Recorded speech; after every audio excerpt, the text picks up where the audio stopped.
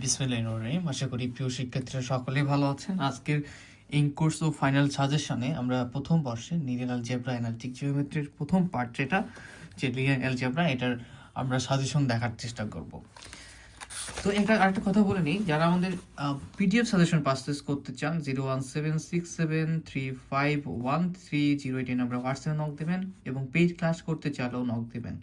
আমাদের ক্লাস ফি 410 টাকা এবং নোট এবং সাজেশন ফি, নোট ফি 100 এবং সাজেশন ফি 50 টাকা। ওকে, তো আমরা এখন দেখার চেষ্টা করি যে আমাদের এই সাজেশন পর্বে কোন কোন প্রশ্নগুলো আমাদের পড়তে হবে। চ্যাপ্টার 1 এতে আমরা যে প্রশ্নগুলো পড়বো সেগুলো দেখার চেষ্টা করি এবং এই প্রশ্নগুলো যারা আমার পেইড বেসিক স্টুডেন্ট তারা যারা যেগুলো থাকবে না তোমরা অবশ্যই আমাকে বলবা যে ভাইয়া এই প্রশ্নগুলো করানো নেই, আমি সুন্দরভাবে বুঝাই দেবো। এক্সাম্পল 1 করতে হবে, এরপরে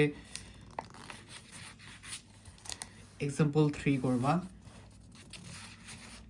এই সিস্টেমগুলো কীরকম যে একটা ম্যাথ করলে দেখা যাবে যে এক্সাম্পল 4-এর 3 করবা,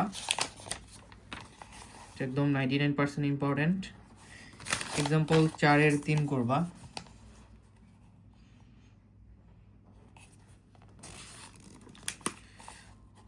তিন চার 5 করতে হবে, 4টাও দেখবা, ঠিক আছে। এরপর একঘাত বিশিষ্ট সমীকরণ জোট, এটা খুব ভালো পারতে গেলে আমাদের একটু ট্রেনের সাউন্ডের জন্য দুঃখিত। আমাদের যে আছে না কি বলে ম্যাট্রিক্সের যে বিচারণ আকার, এই ব্যাপারগুলো খুব ভালোভাবে জানতে হবে। এখানে এক্সাম্পল 6 করতে হবে, এক্সাম্পল 7 করতে হবে। তো আমি একটু 99% কোনগুলো বেশি গুরুত্বপূর্ণ কোনগুলো সেগুলো একটু দেখাই দিই। যেমন এখানে এক্সাম্পল 1 খুব বেশি গুরুত্বপূর্ণ। এরপরে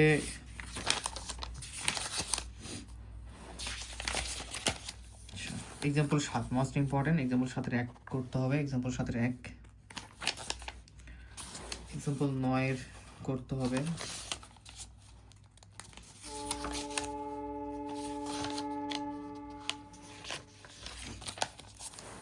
এক্সাম্পল 11 করতে হবে, এক্সাম্পল 11 মোস্ট ইম্পর্টেন্ট একটা প্রশ্ন।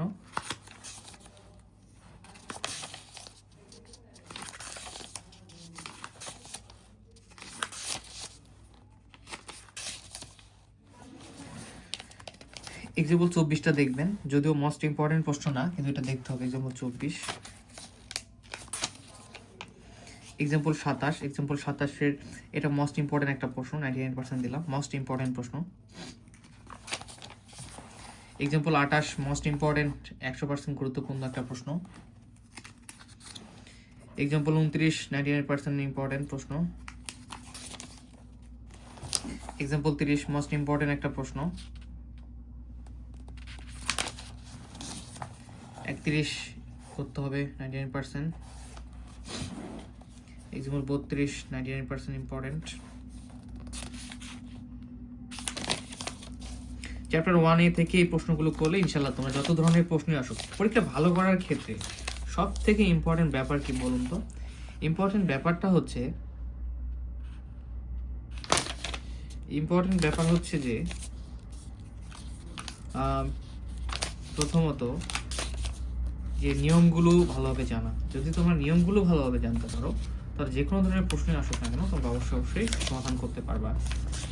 1 এর পরে আমরা এখন 1B-তে যাব। 1B এর ক্ষেত্রে আমরা দেখি কোন প্রশ্নগুলো আমাদের করতে হবে। আমার পাশেই ট্রেন স্টেশন, সো এই ট্রেনের সাউন্ড একটু হবেই, এই ক্ষেত্রে আমি দুঃখিত।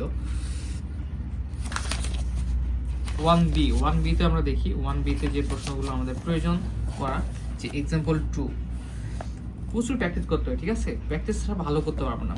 1B থেকে এক্সাম্পল 2 করতে হবে, এক্সাম্পল 7 করতে হবে। একটা প্রশ্ন পারলে এগুলো সব প্রায় একই ধরনের।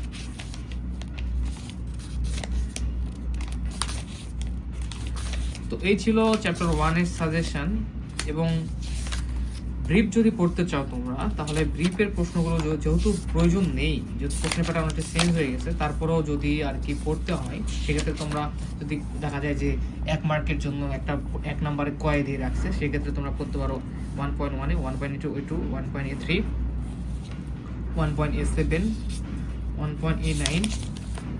প্রশ্ন যে একদম হুবহু আসবে এরকম না হতে পারে, দেখা যাবে সমীকরণ সেট। তো নিয়মগুলো আমাদের কি করতে হবে, ভালোভাবে ইনশাল্লাহ আয়ত্ত করতে হবে, ঠিক আছে? তাহলে আমরা ভালো করতে পারবো। 1.26, 1.27, 1.28। তো এই তো আমাদের ছিল আজকে চ্যাপ্টার 1 এর সাজেশন। পরবর্তী ক্লাসে আমরা চ্যাপ্টার 2 এর সাজেশন দেবো। ওকে, চ্যাপ্টার 2 পরবর্তী লেকচারে দেওয়া হবে ইনশাল্লাহ। ধন্যবাদ সবাইকে। আর হোম টিউটর ফিচারের সাথে থাকবা, আর আমাদের যে কোনো সমস্যা হোক সেগুলো জানাবা, সমাধান করে দেবেন ইনশাআল্লাহ। আসসালামু আলাইকুম।